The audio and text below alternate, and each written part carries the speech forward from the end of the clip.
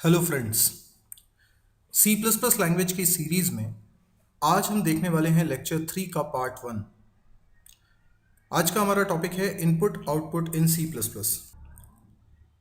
आज का हमारा ऑब्जेक्टिव है output instruction, input instruction, iostream.h file, एक सैम्पल प्रोग्राम।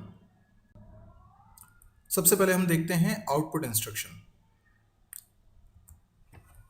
ज़्यादातर लोगों ने सी प्लस प्लस लैंग्वेज से पहले सी लैंग्वेज पढ़ी होती है। अगर आपने भी सी लैंग्वेज पहले पढ़ी है तो आप स्क्रीन पे कुछ प्रिंट कराने के लिए प्रिंटफ फंक्शन से फैमिलियर होंगे। सी और सी प्लस प्लस लैंग्वेज में by default standard input device keyboard को माना जाता है और स्टैंडर्ड आउटपुट डिवाइस मॉनिटर को माना जाता है। तो प्रिंटफ वो फंक्शन है जिसकी मदद से स्क्रीन पे, मॉनिटर पे कुछ मैसेज हम प्रिंट करा सकते हैं। तो प्रिंटफ एक प्री डिफाइंड फंक्शन है। हम चाहें तो सी प्लस प्लस लैंग्वेज में इस फंक्शन को भी यूज़ कर सकते हैं जैसे सी में यूज़ करते थे, क्योंकि सी प्लस प्लस लैंग्वेज में वो सब कुछ चलेगा जो सी लैंग्वेज में चलता था।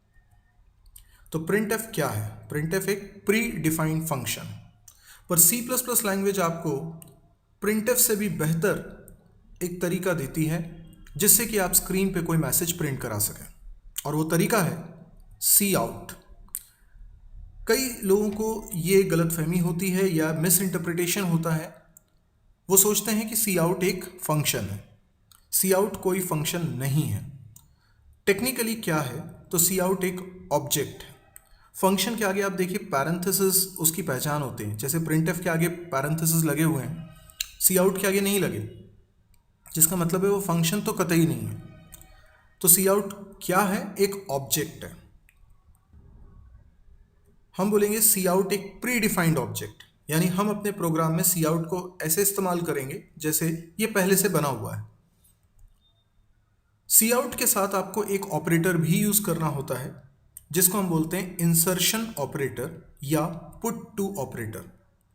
बेसिकली सी आउट का काम इस ऑपरेटर की मदद से किसी मैसेज को आउटपुट स्ट्रीम में इंसर्ट करना होता है। आइए और बेहतर तरीके से समझने के लिए हम इसको लिखना सीखते हैं। सबसे पहले हम देखते हैं कि यदि हम सिंपल सा कोई मैसेज प्रिंट करना चाहते हैं लाइक हेलो SCA, तो ये प्रिंट करने के लिए मुझे क्या लिखना पड़ेगा? तो सी लैंग्वेज में मैं लिखता प्रिंट एफ और उसके अंदर पैरेंथेसिस में डबल कोट्स के अंदर लिखता हेलो SCA। स्क्रीन पे एज इट इज़ प्रिंट हो जाता हेलो SCA। इसी काम को अगर सी प्लस प्लस लैंग्वेज में हम करना चाहते हैं तो हम लिखेंगे सी आउट इंसर्शन ऑपरेटर और उसके बाद डबल कोट्स में हेलो SCA। कई लोगों को गलतफहमी होती है कि ये जो इंसर्शन ऑपरेटर है ये ब्रैकेट की तरह काम कर रहा है, तो फिर ये लेफ्ट में लगा है तो राइट में भी लगा होना चाहिए, पर ये ब्रैकेट है ही नहीं। ये एक ऑपरेटर है जो इंसर्ट कर रहा है आउटपुट स्ट्रीम में हेलो SCA नाम की स्ट्रिंग को। तो ये प्रिंटफ और सी आउट दोनों ही सेम काम करने वाले हैं फिलहाल।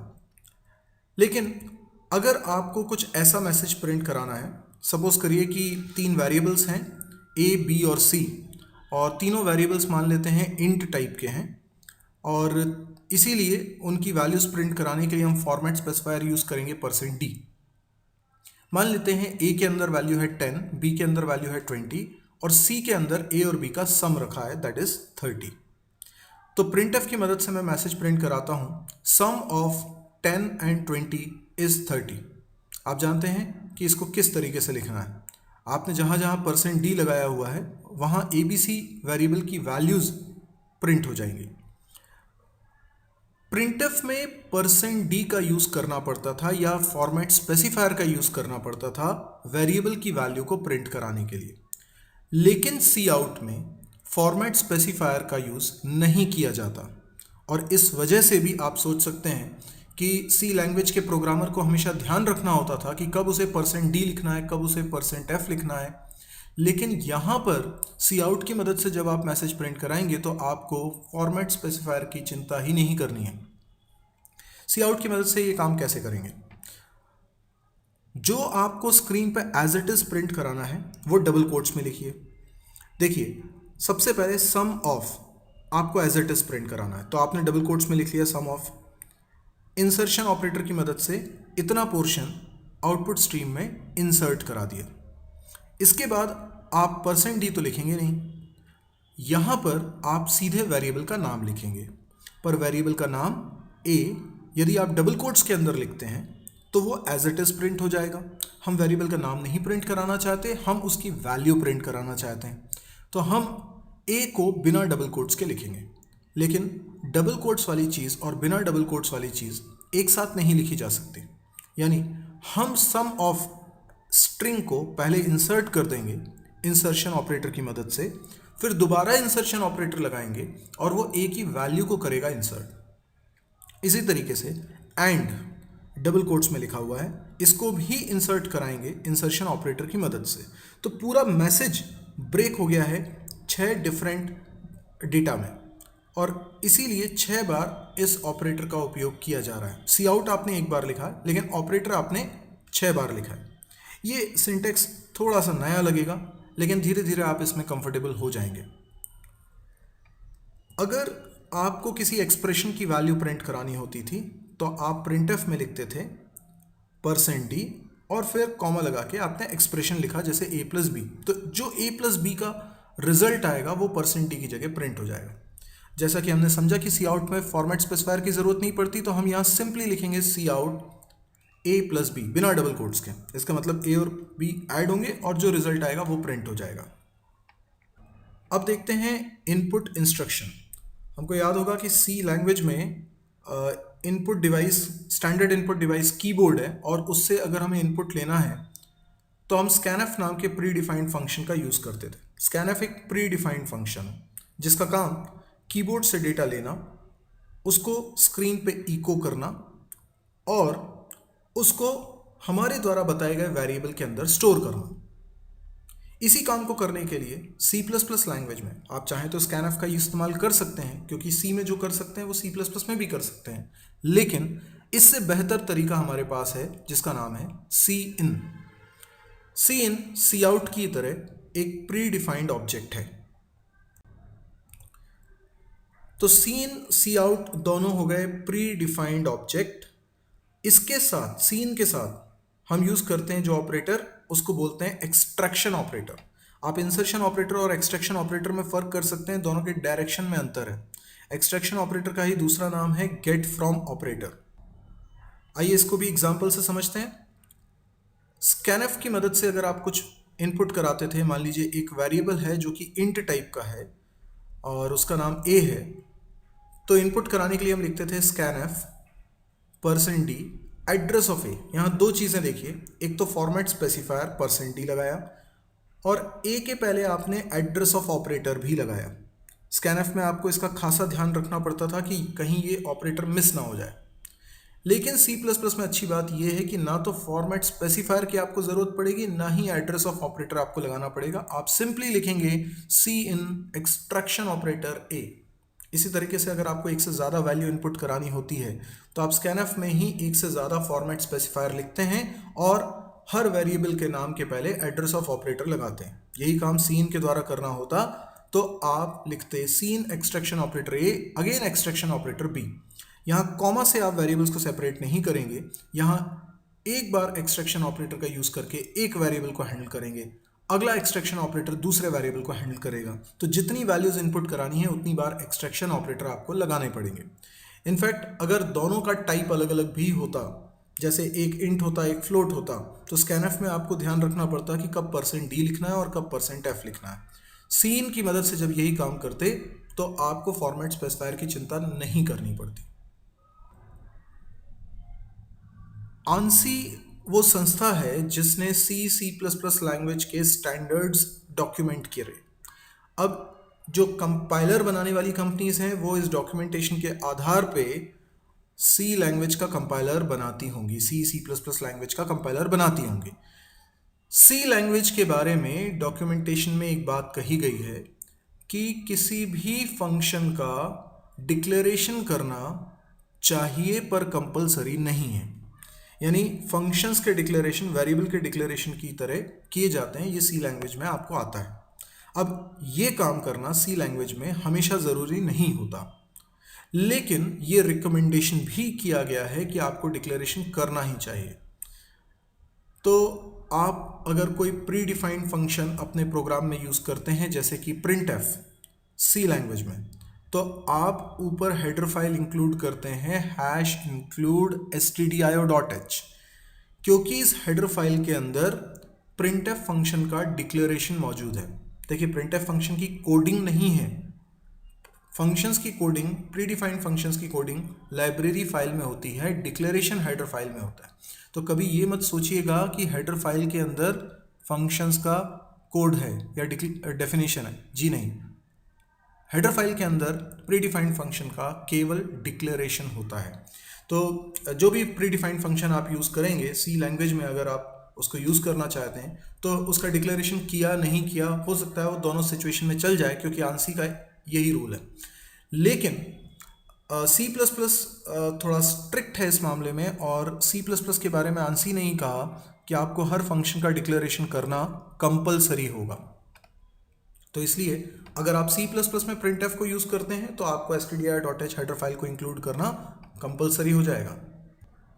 हेडर फाइल्स क्या हैं? जितने भी प्री डिफाइंड फंक्शंस हैं इनका डिक्लेरेशन हेडर फाइल में होता है। हालांकि हेडर फाइल में और भी कई सारे आइडेंटिफायर्स डिक्लेयर्ड होते हैं, चाहे वो वेरिएबल का नाम हो, किसी ऑब्जेक्ट का नाम हो, या मैक्रो बनाया जा रहा हो। iostream.h एक हेडर फाइल है जो सी में नहीं थी, सी प्लस प्लस में इंट्रोड्यूस हुई। इस हेडर फाइल के अंदर सी आउट और सी इन ऑब्जेक्ट्स का डिक्लेरेशन है। इसके अलावा इंसर्शन और एक्सट्रैक्शन ऑपरेटर का भी डिक्लेरेशन मौजूद है। तो यदि आप अपने प्रोग्राम में सी आउट सी इन का इस्तेमाल करते हैं तो यह ज़रूरी है सी प्लस प्लस में कि आप वो हेडर फाइल इंक्लूड करें जिसमें इसका डिक्लेरेशन है, जिसका मतलब है iostream.h। ये अब ये सी नहीं है, यहाँ तो आपको हर प्री डिफाइंड चीज़ों का डिक्लेरेशन करना पड़ेगा, और वो हेडर फाइल आपको इंक्लूड करनी पड़ेगी जिसमें उसका डिक्लेरेशन मौजूद है। Header file contains declaration of identifiers. मैंने बताया जैसे कि फंक्शन का नाम या वेरिएबल का नाम या मैक्रो या ऑब्जेक्ट, ये सब आइडेंटिफायर हैं, इनका डिक्लेरेशन हेडर फाइल में हो सकता है। Identifiers can be function names, variables, objects, macros. End L, C plus plus language new line में कर्सर को पहुंचाने के लिए एक और तरीका देता है, that is called end L. End L small letters में लिखा जाएगा और इसे मैन्युपुलेटर कहा जाता है। ये कोई कीवर्ड नहीं है, इसका भी डिक्लेरेशन iostream.h में होता है। तो आपने जब इस हेडर फाइल को इंक्लूड कर लिया तो आप एंड एल का इस्तेमाल कर सकते हैं। एंड एल का वही इस्तेमाल है जो बैकस्लैश n का इस्तेमाल होता है।